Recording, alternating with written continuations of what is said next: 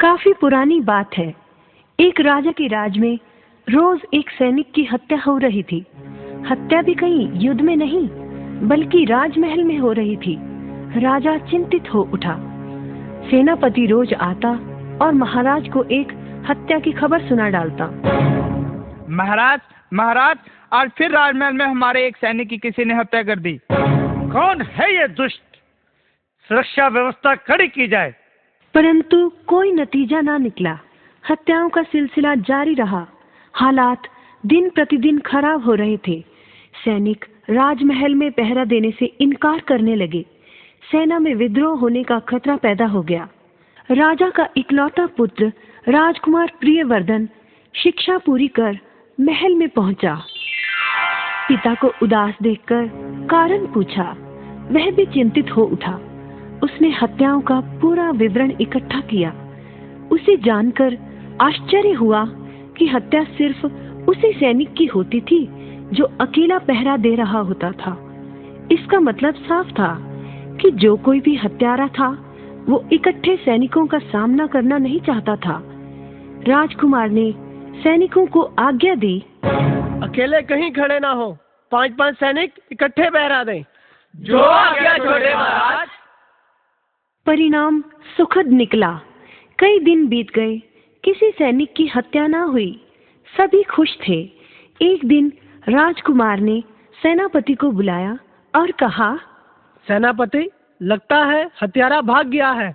अब खास सुरक्षा व्यवस्था हटा दें, इसकी अब कोई जरूरत नहीं। राजा बोला, ऐसा करना खतरनाक है। वह हत्यारा फिर वैसी कोशिश कर सकता है। राजकुमार ने कहा, अब वह ऐसी कोशिश नहीं करेगा पिताजी। क्षणिक सफलता पर गर्व करना उचित नहीं बेटे।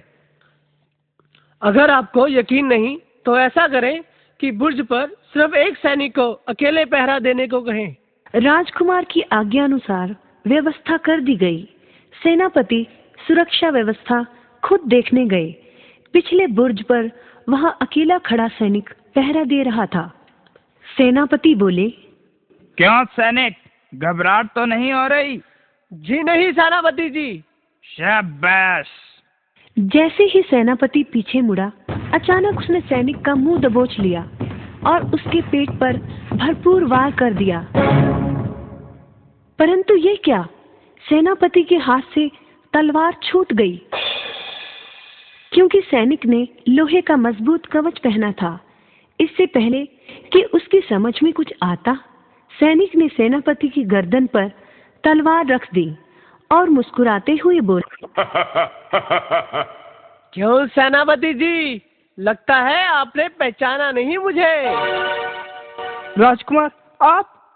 सेनापति का चेहरा पीला पड़ गया। मुझे पहले से ही शक था कि हो ना हो आप ही आस्तीन के सांप हैं। मुझे माफ कर दे कुंवर जी। सेनापति को गिरफ्तार कर कारागार में डाल दिया जाए।